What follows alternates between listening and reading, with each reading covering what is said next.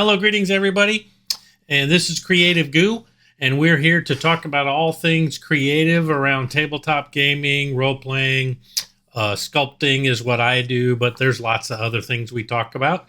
I'm happy to have all of you here live on this stream. I'm Harry, and we are sponsored by Gooey Cube. And speaking of Gooey Cube, I wanted to jump in and show you guys the Gooey Game Master's Den of Enlightenment on, let's see, here we go. The Gooey Game Master's Den of Enlightenment on Facebook. And the reason I'm showing you this is there's a post I did about the Molluscian Alanax. Basically, it's all about the snails that are in the Mornwood, and we're looking to make them a playable species ancestry on Zayate. And so there's a poll going, and I'm trying to get as many people to like this post as possible. So if you're actually in the Den of Enlightenment, I'd welcome you to join us there. Lots of fun conversations, lots of creativity, lots of inspiration, and I'd love to have you upvote, because if we get, I believe, 50, we've already got a little over 20. If we get 50 people to give us a thumbs up, one of the Goo crew is going to write up the actual species background and how you could play it. Anyway, pro snail, yes, definitely pro snail is what we want to do. Okay, so that's all we need to do about the Den of Enlightenment.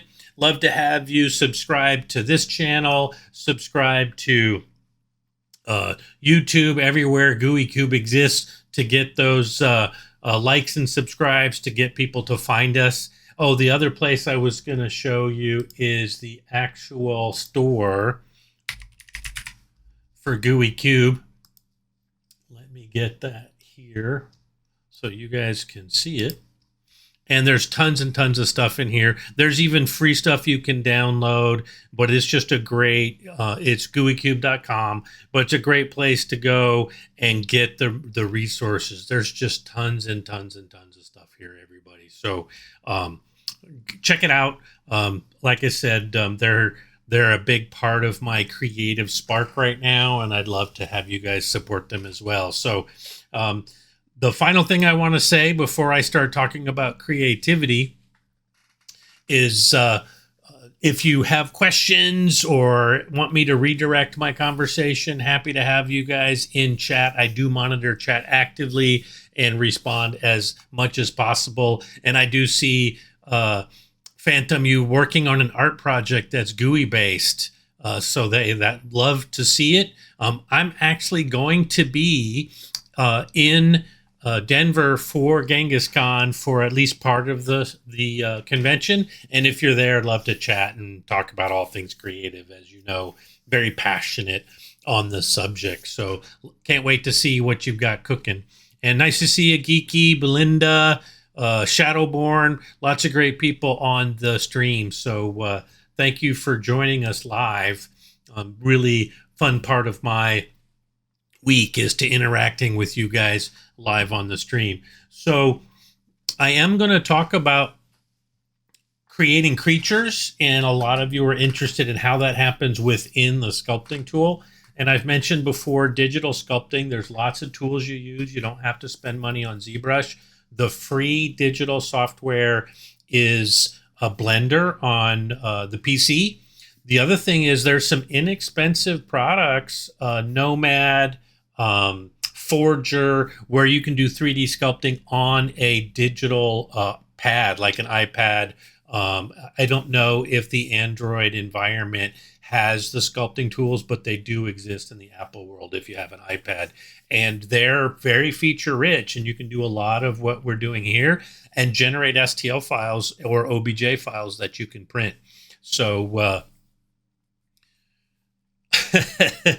yeah, Escargot is getting a little special treatment. I'm having a lot of fun with it, and that's part of what we're talking about is inspiration and pictures and illustrations and photos. Are are definitely a big part of what inspires me. And that's what I wanted to talk about today. And then I'll show you some of the things that you have to do if you're inspired by a 2D illustration and how to translate into 3 dimensions. And happy to redirect again if you guys have questions. Feel free to jump up and say, hey. But I'm going to start with just a couple of files here that, let me bring this one up. So here's this rotting Hulk. It was an illustration that was posted in that gooey den on Facebook. I believe this is actually a creature that you interact with in one of the adventures that have been published. But even some of the things that are coming in the future, we get early views of those. And I thought this was pretty gruesome, a really cool thing. And so I had to sculpt it. But all I have to go on is this 3/4 view. Some of the illustrations have even less. So let me see if I can find my rotting Hulk. And so this is the miniature I created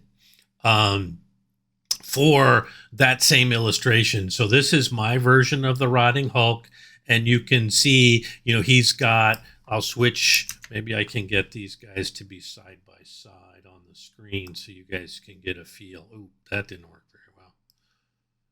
Let's see if I can get it to size a little better.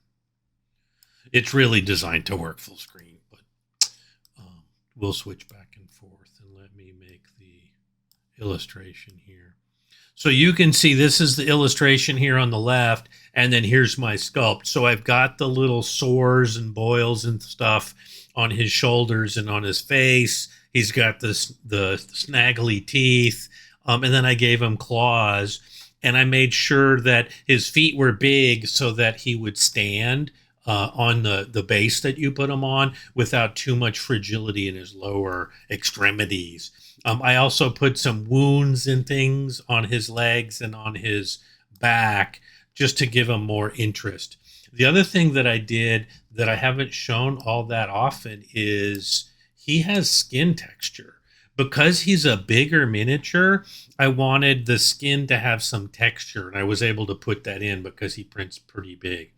The thing that didn't work as well, this miniature is a lot of fun. He prints out nice. Everything's good. But I've learned since then some better ways to do that stylized hair. Doing the wispy hair that's on that illustration, not going to work when you're printing. But, there's... I made this stylized hair just so you get this idea that he does have hair. And I see Shadowborn. Do I use a base model? I do. I didn't start that way. So when you practice the skill of sculpting, you do want to start from scratch. And so let me jump. And so a lot of my original work started with a sphere, and I sculpted from a sphere. I actually showed a little bit of this in previous episodes of starting from scratch. But I've built a lot of my own objects and things. So you can see I actually have multiple models for different sizes. So if I'm working on a Garund, let me select him here and solo him out. I have a base model that's the right scale for a Garundish character, which is a character in Zayate. And then I have a female Garund that's the same size. I actually have a base model that I made for a Trollkin, which is something that you find in the Privateer Press's world of the Iron Kingdoms, which I'm also a huge fan of.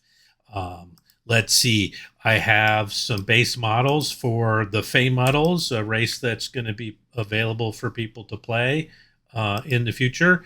And I have some base models for there because I made 6 or 7 miniatures using these base models. And again, from the inspiration of the illustrations I had. And then you can see most of them are just raw miniatures. Some of them have more detail, like my dwarf base model. There's quite a bit of muscle definition so that I can go even faster when I'm modeling him. but I don't have that for the gnomes and halflings. They're actually miniature, they're characters I made, and so I have to do a lot more work to adjust them because it's a solid model to make that work. So that's a great question of whether I do that. And I also showed in a previous episode that if I'm working on an animal, ZBrush comes with basic animals that you can even pose before you turn them into a base mesh that you then sculpt on. And that's allowed a lot of us to move faster. They're very generic, but you can tell the models. So, for example, the Christmas Chimera or Holiday Chimera I did a couple of weeks ago was based on those animal sculpts. So, a lot of tools to make sculpting faster are available. But let me get back to my Rotting Hulk and show you. So that's the three-dimensional character I made from this illustration. So let's find a different character, and let me close this out so I can get some computer resources back. And find another model. Okay, here's a good one. So there's this concept of an undead fairy, and the fae in oh wow, it's jumping through all kinds of illustrations. The fae are very active in the world of Zayate, and they're called faerie in this world. And there's the light and dark fae, but there's also this horrid curse that's happened, and there's some undead fae. And there's also another illustration that really got me interested, which is this other view. And this is the one, whoops, going in the wrong direction, Harry. There we go. Move that to the side. And I sculpted based on this. And you can see that I got a pretty good likeness of this illustration. These dark pits, you're going to have to paint darkness in the eyes because I needed this to be printable. The other example is the teeth.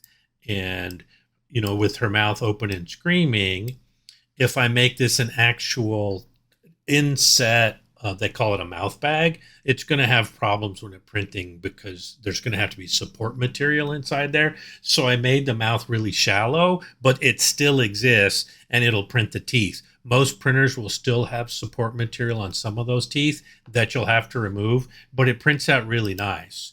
The other thing I had to do, she has these wispy fabric clothes, and I just made a few pieces of wisp and made it thicker so it would print successfully and be able to print and look cool and be able to paint it. I did put a design on her forehead that comes out pretty nicely when you print. And then her horn. So just depending on the level of painter you are, you can get some nice effects. Now she has these pins in the illustration that are sticking in her body.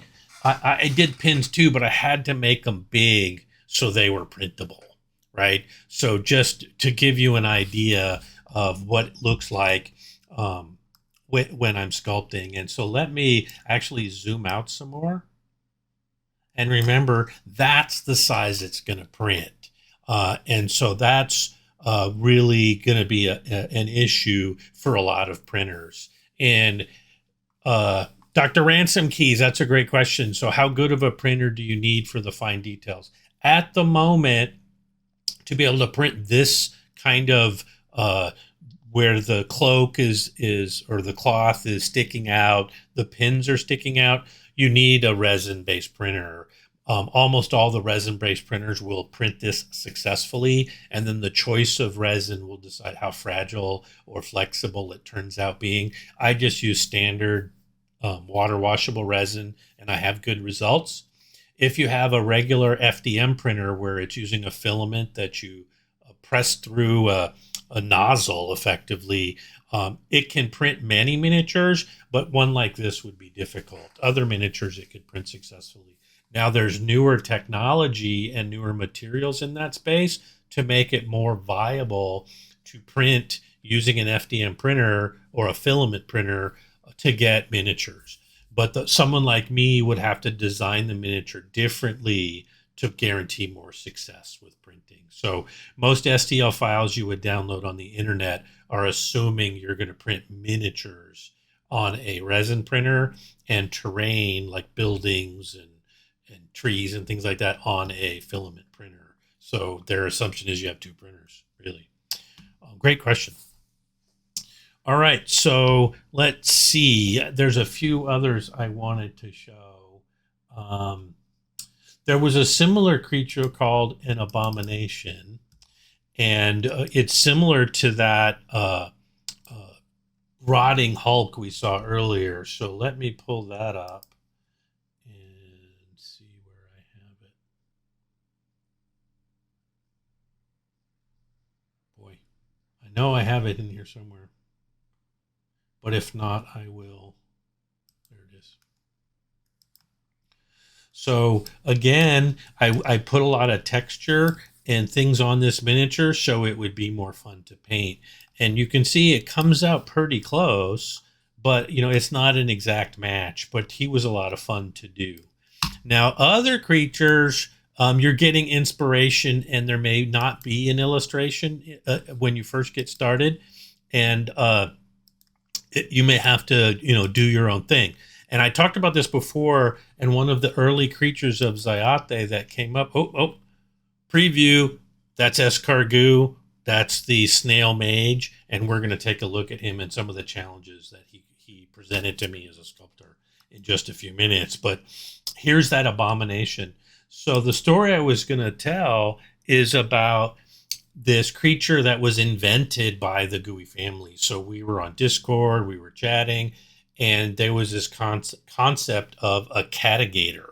And it was kind of this amusing joke of a cat gator hybrid. And some of the people were just sketching out what it might look like. And they actually put a cat face on a gator body. And while they were talking, I actually sculpted one. And it is, I'm going to go back to full screen so you guys can, if it'll let me. Come on. It's not letting me, so let's see if I can move it. How did it do that? There we go.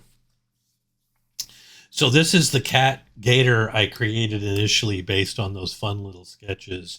And not very scary, right? So the catigator here, it's more cute than real, but I had a ton of fun. And when I posted this online, of course, I got a lot of feedback.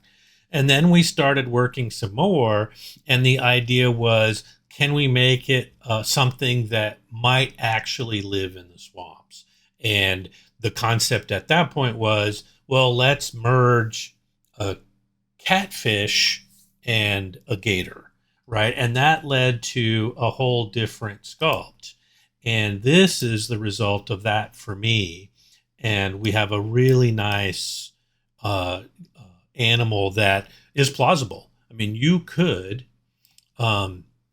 make this work. So, hey, Lady Hawk, welcome, welcome. So we have this catigator that was inspired just by people talking.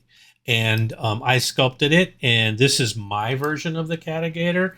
And then the illustration came. So here is the illustration that was created after, I had that sculpt made. And so and there's other illustrations. One of the wonderful things about working with the GUI family is you can create your own vision of these kinds of things as a creator. And so this is the catigator that was made as an illustration. And we just had a lot of fun with it.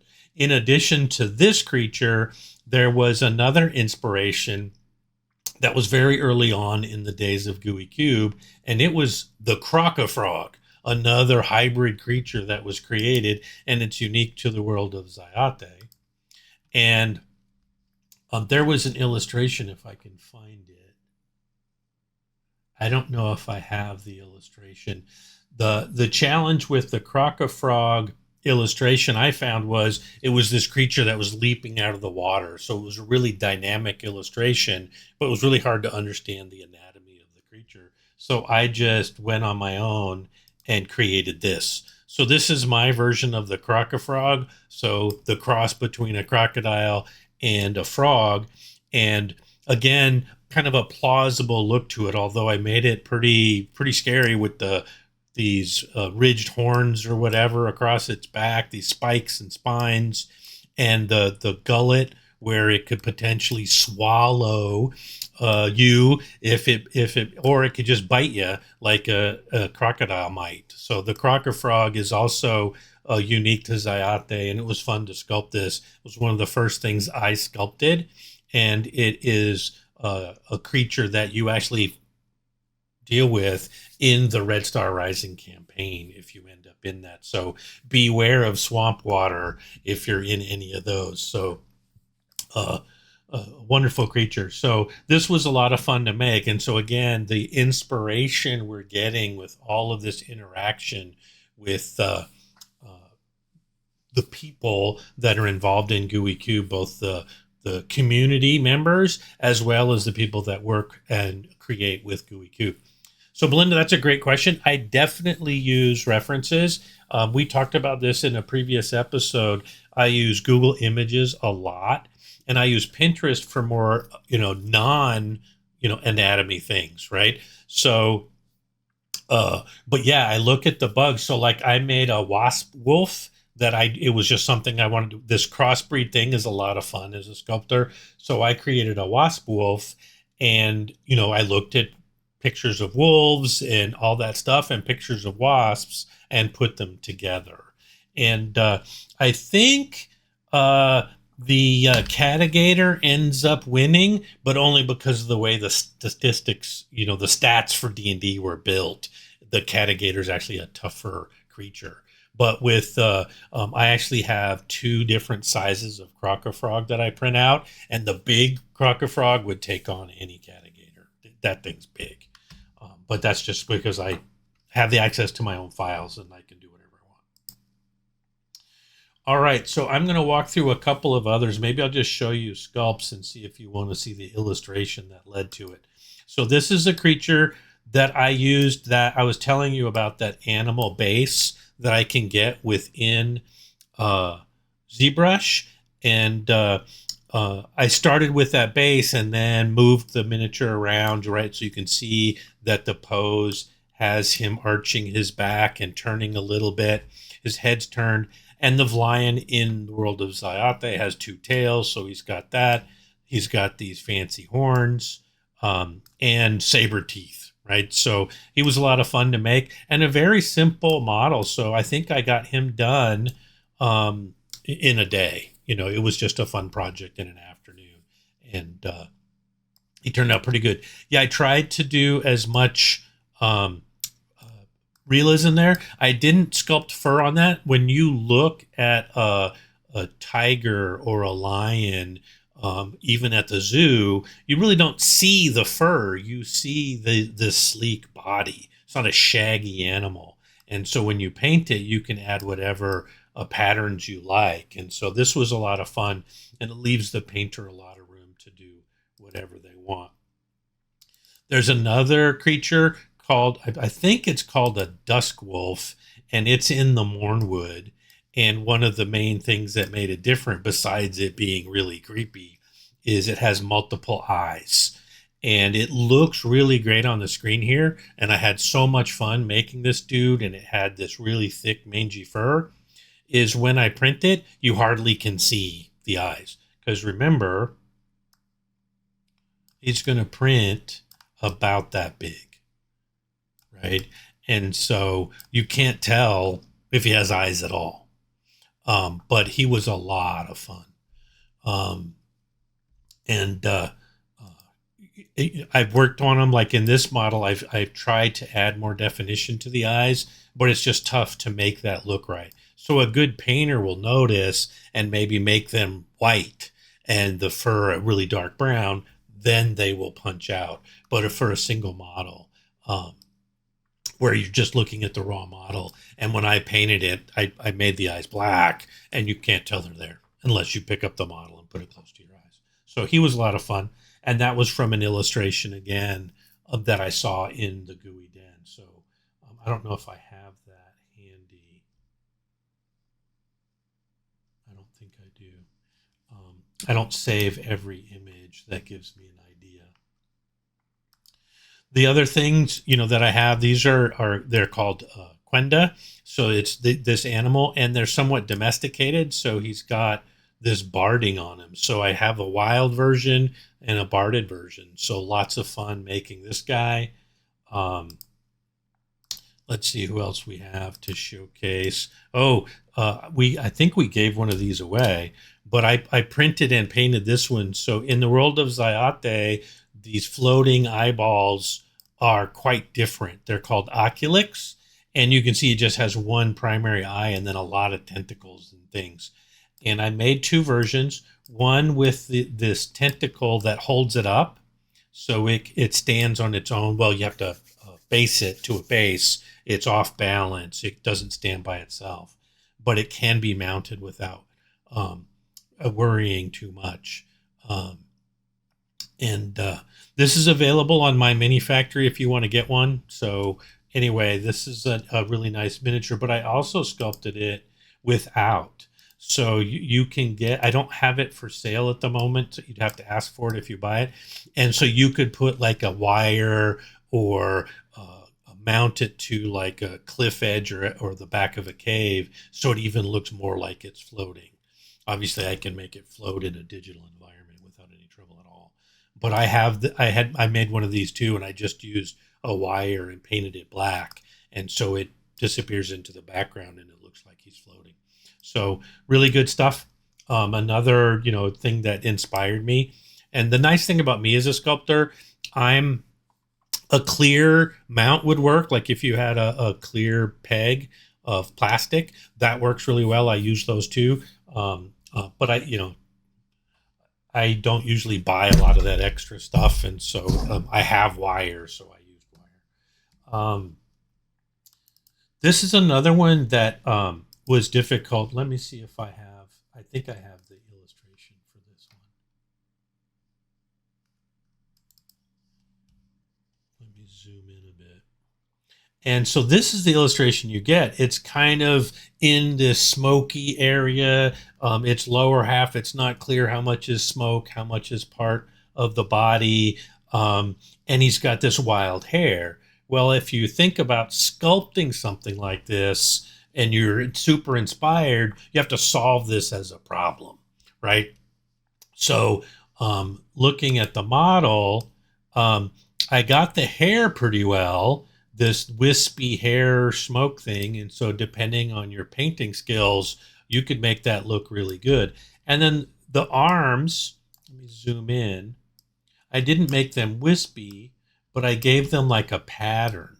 And that prints out really slick. So you can paint the red underneath of his forearm. And then these patterns, you'd paint a different color that's very contrasty. And it gets a really, really nice effect. And the same can be said for his robes. I had to stylize this in a way so that you get the effect of that illustration. So if I go back to the illustration, it's, you have parts of him that show, you have parts that are separate and moving around. And so what I did is have some of his robes go in, right, where it's indented, and some of his robe is coming out. And so depending on how you paint the contrast, you get a really nice ghostly effect. And you could also print this potentially like in a translucent material, one of the advantages of printing if you have it. I don't particularly like the smoke or smoky resin. It comes out super brittle. And for some reason, the other ones like the red, the green, and even the clear are not quite so brittle, and they're easier to work with without frustrating yourself. But this one was a lot of fun. I've learned a lot since this sculpt, and so I might do it different if I was going to do a similar one. But he did come out pretty darn close to the illustration. And so the inspiration of that little 3/4 view gave me a full miniature. And this is an upcoming creature in the world of Zayate. And I know I focus a lot on creatures from this world, but I do also like the Wasp Wolf is something I created all on my own, and there's others that I've made. But getting these illustrations gives me something to go on when I'm sculpting, and I have a lot of fun with that. And it just creates that inspiration. And one of the things I love is being inspired and then taking that inspiration and creating something of my own. Here's another creature that is domesticated. This is the wild version. It's called a Korat, and it's really big. So those Goliath-sized creatures called Gorin, they ride these because if they get on the back of the horse, their feet scrape the ground. So they have access to these really big guys. And I've sculpted some of these with saddles, with Garund on their back, and a Gurun standing. And they're actually characters in the world of Zayate, and this was a lot of fun to do as well. So I'm going to quickly go through a few more just to show you that there's just so many things, so many inspirations. This is another creature that's coming. Let's see. This is another creature that's coming. So kind of a dog, kind of a cat. Lots of creatures that have multiple tails.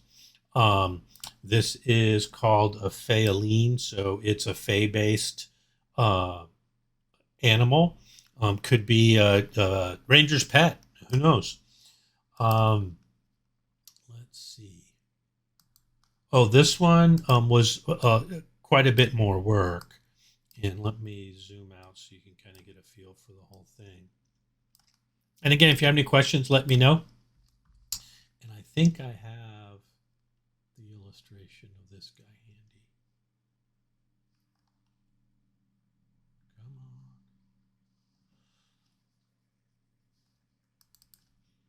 So this is another Fae creature. And this is the illustration that was posted. And it's this Fae animal with wings, but it's a quadruped, and it seems to be friends with the other animals of the wood, and it has this huge rack of antlers. And again, I was inspired. I thought this was a really cool creature and a fun challenge for me from an artist standpoint. So I tried to sculpt it the best I can. And I ended up with this creature. So I have a feathered tail. I have these wonderful wings that I made, and a lot of fun stuff here. So part fur, part feathers. And I'll answer your question in a second, Geeky. And then the big antlers. And then I have the birds that were his friends. So there's two on his neck, almost toucan-like creatures, and then some kind of red-tailed hawk. I forget what this is called in Zayate, but it's here on on the antlers. I do have a version without the animals on it, but really, really fun. And I've got this printed and painted in those very pastel colors and everything, just like the illustration. And I thought I did a pretty nice job. Let me pause here and bring back the illustration. So here's the creature with his bird friends. And there's even some, animals that are walking around on the ground. I didn't make all of them. And then here's my version in 3 dimensions. And again, can be printed and painted and put on your table. And thanks for coming, Dr. Ransom Keys. I appreciate it. And Geeky, you ask if I do custom commissions. I do occasionally do custom commissions. This past year, 2023, I had a lot more time, so I did more than I normally do. I worked with a company, Media Stream Press, and I made some fantasy cyberpunk kind of characters. I made 4 of them. They came out really slick. It was part of their Kickstarter, and they're available now as STLs on my site, on my mini factory. And then I do commissions for Gooey Cube. Most of the miniatures I just do for myself and then make them available. I have an agreement with Gooey Cube. And then I sometimes do characters when there's a portrait made of a character. I sometimes sculpt them when I'm inspired by that illustration and I think it's something unique. I don't do standard characters anymore because there's already so many ways to create a standard character. Something has to be unique about it for me to do that. I've done about 60 of the 300 illustrations of custom characters. But if you're interested in a commission, just reach out to me.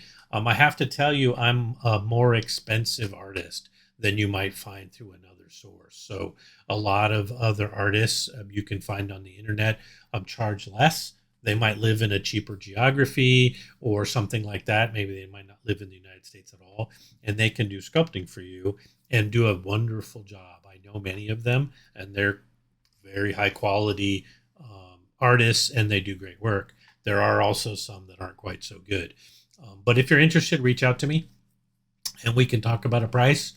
Again, I'm one of the more expensive because it just is kind of just the way it works for me. I want it to be meaningful for both you and for me. So, but I'm working on a commission right now for GUI Cube. I don't know if it's top secret or anything, but I'm not in the position to share what I'm working on. But it might have something to do with the Kickstarter that's coming up from GUI Cube this year. So stay tuned. All right. Let's see. Oh, yeah, here's one that's not GUI. So there was a photograph somebody published that they had photoshopped or something. And it was of this snail that had, here it is. So here's the picture. So this is clearly a Photoshop job of a real snail or slug where they've put teeth on his pseudopods, teeth in his mouth. And I don't even think a slug has a mouth. And then a skull that turns into this swirly thing on its back. Again, this was posted in the GUI Den, and I'm like, okay, that deserves a miniature. And so I made one. And here we go. And in fact, I end up with a series of snails. I have this snail. Maybe in another day, I'll show you all the snails I've done, including the snail mage we're going to talk about here in a minute. But here he has the teeth. He's got the little pseudopods that have teeth in them. And he's got the texture on his back and a textured skull that has a spiral. So it doesn't have to be inspired by the goo. It can be inspired by just people that are associated. And that's why I like to talk about creativity in this way. And then the last thing I'm going to show before I talk about the snail is these, I don't even know how to pronounce it, flagitch parasites, something like that. They're really nasty creatures. In fact, I don't even have an illustration. But there's these underdelve creatures called Thule. And they have these parasites that they've cultivated that you encounter in one of the adventures that are available when you encounter the Thule. And I decided they needed to be in miniature form. So they're not... they're bigger than they would be in the game, but I wanted them to be paintable and printable. I believe they print about this size, maybe a little bigger. I think probably closer to this size. And they're really scary. And I have one with wings and one without that's just crawling on the ground. And so I took some of the anatomy of a beetle and then added this creepiness to it. So this was a lot of fun, and I had to do kind of my own design because, again, the illustration had it looking at it from a distance.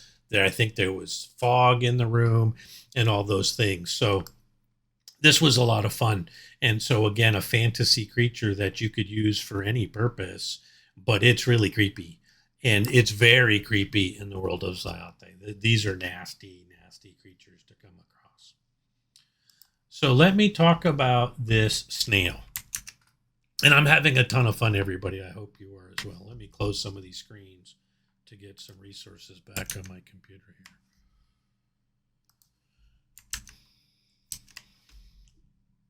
I got so click happy. I've got way too many screens open. All right. Here is our friend, the snail mage there was a naming competition, a contest on the GUI community, both in Discord and on the GUI Den of Enlightenment on Facebook. And yes, the winning name of this creature was escargot. So this illustration included another illustration where there was a skull, and just created this snowball of fun, discussion, and silliness around encountering this snail. Now, in the illustration, this one hasn't blown up really big, but in the original illustration, he was smaller than a skull, right? So he's not a very big creature. And somebody took a Photoshop or some similar application, and in those tentacles around its head, put a staff. Now suddenly we have this snail mage concept. And that's what leads me to today's sculpting kind of demo to show you some of the challenges. So if I load, I'll load up this first thing I had to work on. So I had to figure out how to get a spiral to work and ultimately be printable. And remember, if we look at the illustration, there's two spirals. There's a spiral, a big one, and then for some reason, a small one on his shell. And so knowing that that was going to be the hardest thing for me to do, that's where I started. And if I go up here in solo, so, here was a first attempt. It looks okay, but it wasn't going to work. And so then I did this one where I was trying to move things around. Let me turn off the floor so you don't get that weird green thing interrupting us. So then I tried to move it around using the brushes we talked about last week. So there's the move tool. I'm going to change tools so that I can actually work here in the environment. So I've got move. Let me make my brush bigger. I can move things around. And so this is one I was trying to move around to make look more like escargot. I wasn't happy with it. So then I did this, and maybe worse, right? So this was just moving things more around. And to create a spiral isn't necessarily the easiest thing to do, even in physical form, but in the digital world, making that spiral can be a challenge. The good news is most programs have the ability to do something like that. So let me go to another tool, and I can show you here in ZBrush, there is this helix. And that's what I used as a base. And I just adjusted this helix with math to get it close as I could to that shape. And so that gave me that base model to work on. I don't want to spend time on this. I want to go through some of the iterations of making this thing look like what I wanted. Here's another iteration. And then here's one I think that was probably the closest I had to what I wanted. And so then I started saying, okay, now that I have this, what else can I do? And then I have some more iterations. And so that's my first step. Now, if I go to the next step, let's see where I end up. Well, that's not what I wanted to see. There we go. Boy, this is totally on a weird angle. So I have this where I've merged two of those shells together, and I'm okay with it, I guess. And this is where the next phase of this project, I wanted to move on from fighting with this shell. But I do get a nice look at two spirals. They're not perfectly matched, but for something that isn't even real, I thought I was doing pretty well. And then I started working on other things. So if I turn off solo, you can see what I ended up with. So the rest of this project was pretty straightforward, right? So I could take that sphere, bend it around, and make the shape of the slug, gave him his little mouth, made the eye, right? And the eyeball is actually a separate piece, right? So that I've made before. This is a model I have of an eye that works well when you're sculpting and printing, so that it actually has the components of an eye.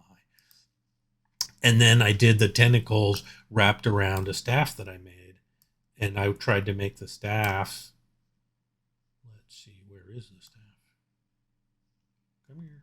Where'd you go?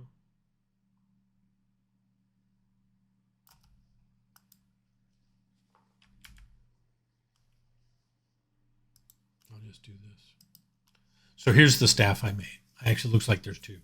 And so again, I made, take a tube and add some texture to it, create the gems for the top so that you can paint it like gems, and just assembled that simple model. And let me go back up. And there I suddenly have escargot, and the biggest challenge was the snail. And so I did some more work, and so I think that snail shell actually starts to change. Let me make sure I'm going through and showing that in a sensible way. Oh, let me cancel this. Get the name. Yep, I need to look at number 2. So I iterated again, and I don't know that it looks that much different. Wow. Sometimes you're making these very, very small changes, and I'd have to go through each object to see what was really different. Oh, now the shell looks completely different. Right? I wasn't happy with how that shell was looking, and so I tried it again, and I ended up with this. If I go to the next version, let me see. Cancel that. Let me see what this is 3, so I need to open 4. Now this is pretty close to my final version. So I really was happy with how the spirals work. And remember, this is a 3D object. And so in the illustration, right, they don't have to worry about how that's going to look or print if I turn the angle. And I have to worry about that kind of stuff. And so I wanted something that was really dramatic, but also didn't look hollow on the opposite side. So the first thing, from this angle, it looks really nice. The spiral comes out a bit, much like a real snail shell, probably over exaggerated from what a real snail does, and then closer to how a real snail shell looks on the top. But I wanted it to be paintable and to highlight this texture that was in the illustration. And then I created something that wasn't very snail-like. This is a weird creature. And I had this spiral look on the other side using my imagination, right? So none of that is actually what a snail shell looks like. But, darn if I didn't love it, right? So I don't know if other people will like it, but I like it. And since this is my project, I get to do what I want. And I made some other tweaks. I made sure that the tentacles were completely wrapping around this spear, so he didn't break off or there were gaps and problems printing. And other than that, this is pretty darn close to final. So let's look at the next one, see if it changes at all. Oh, it does change a bit. So I actually continued working, and I added some texture to his staff to have that more interest there, make it look more like wood. Although if you print him small, it does look like a wizard hat phantom. I like that thought. Somebody was saying he needs a hat, and I might make a version with the hat. But this is the final version, so I have texture in his staff. So very, very nice. When I do the final version, I flatten it out so it'll sit flat on your base and all those things. So I'm actually going to show you that too. So it ended up with, let's see. Yeah, and this will show you scale too. So I created 2 versions. One that comes up to about the knee on a human scale miniature. Let me zoom so you can get a good look at that. And so I can hide the big guy, right? So this is the real version of him. He would actually be even smaller. But this is a small version that you can print, and it's close to true scale. So he would be a very small character in your game. Um, and then I made the bigger version as well if you want him to be effectively medium size. And his staff is almost the size of a staff that an actual mage would carry. And so tons and tons of fun. He's called Escargot, and I did paint him. Let me see if I have a picture I can show you of the painted version of this wonderful character in the world of Zayate. So I haven't organized all my files yet here. There we go. So let me make this super big. So this is the medium-sized one, and because a skull is part of the story that he has this skull partner, I put skulls on the bases just so you'd see. And this is the medium-sized one, so he's got the gems on his staff, and he's ready to face the world, moving at 1 inch around instead of 30 feet. If you have the STL file, you can resize it if you have a printer big enough. And if you resized it, you could print it on an FDM printer without any difficulty. Just so you do that. And then here I have this miniature. I'm really trying to remember who I bought this from, but I use them for scale in all my photos, so I have a consistent scale. And you can see the medium-sized version about halfling height, but with the staff and the tentacles, he's taller. And then this is the version that smaller scale, and he's still painted up really, really nicely. You can still see the details in scale. And let me zoom in. Here's the little guy. So you still see the double spiral on his shell. You get the tentacle look and the gem staff, and you can get his eyes. Now, my eyesight, as you can tell, I wear glasses, so my eyesight's not as good as it used to be. So I did have some problems getting his eyes right, even with my magnifying glasses. And I'm no longer a patient painter, so I didn't go back and clean it up. So I'm too lazy. And then I have a skull on there, so he has his partner Scully with him. And again, here's the scale with both miniatures. And so that's the story of Escargot, and how inspiration and just discussion amongst people leads to really fun results. So we had this illustration of this, just something you might encounter in the Mornwood that's part of the flora and fauna. I mean, it was never intended to be a major illustration, and turned out with this wonderful character that became this wizard. And of course, this is not official. We're just having some fun. There won't be mollusk ancestries in Zayate, but I'm just having a lot of fun with this idea. So Phantom, you're asking me how long does a sculpt take on average? So it really depends on whether it's a character or a creature, or this is kind of a combination of the two. Like that lion with the two tails, I did that in one sitting. So, it took less than a day, probably in the vicinity of 3 or 4 hours, because I had a lot of stuff already done. And so I could adjust it to make that lion creature. But it's a very simple model at the same time. That winged creature with the animal pets and stuff, also a creature, but I had to sculpt the wings and then make the body look good, and the head and the beak.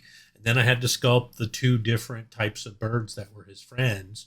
That was probably 3 days of 3 sittings, probably 12, 16 hours, something like that, to do all the sculpting. And I'll talk more about the extra work it takes that I'm including in that Fan Riasa. And then for a character, if it's just, I can do the face usually in one sitting, or the head with the stylized hair, but the rest of the costume actually takes me a while. I'm not a costumer. Working with fabric is difficult when I sculpt, and so that takes me a while. And likeness takes a while. If I'm just doing generic fighter number 3 with armor and a sword, I can probably do that in 8 to 10 hours. If I'm doing a specific person from an illustration, that's going to be double that because I want to make sure it looks like that person. Like I did Father Jiki, and that took a while. And I did a collaboration with Father Jiki as well, where because we only saw his from his shoulders up, what else was going on? Well, he had a trident as a prosthetic hand, and he had a peg leg, and some other things. And so, once I knew that there was a trident, but he didn't have any details on the peg leg. So I asked Geeky, I said, what kind of peg leg you want? And he's like, I don't know, just a peg leg. I'm like, no, come on. We're in a fantasy world. He could have a crab leg. He could have a lobster leg. He could, have fins of a fish. It could be this gilded, created thing out of gold. What do you want? And we went with this leg of a creature, and it's kind of part crab, part lobster, part monster. But it was a lot of fun, and it made the character super fun and super interesting. And it was one of my first commissions or sculpts of custom characters for the Gooey Cube family, and it turned out really, really nice because of that collaboration between people, and because it was just an inspiring character. It was a new race in Zaate. It's the Maroon, which are like these stout seafaring folk, and this priestly character with a hook hand, trident hand, a peg leg, patch over one eye, clearly had a lot of things going on, but a lot of fun making that character. And Alphinius Goose Familiar is an interesting idea. There was some other ideas. Now, this illustration is part of the Mornwood campaign, which is next to Darkenhaven, and this creature is part of that Mornwood, and that's the story I've been telling. But there's no official story, so he can come from wherever you want. And as long as you're having fun with him, that works for me. So again, lots of really great ideas and creativity. And I just wanted to show you guys the thought process and the effort involved in creating one of these creations, because it's you're trying to make it realistic, I guess is the word, but plausible is a better word. So it's based on a snail, based on a snail's anatomy, but it's different, and it has these other things, but you want it to look like it might exist somewhere. And that's just the way I like to work. I'm a stylized sculptor, so it's not photorealistic or anything like that, but it's still plausible, and I'd like to see it on the table and imagine that it could be terrorizing the players that are gaming with me, right? So that's my creative story for today. Any last words before we call it a day?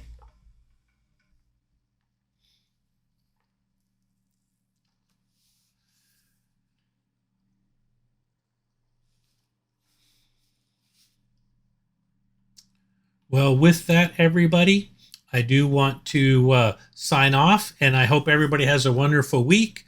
This Twitch channel has Goo Mornings out there on Saturday mornings, so you can come back here and join us, and we have fun discussions with the founder and creator of all things Goo, Alphinius Goo, and I hope you guys can join me again next week. Have a wonderful evening.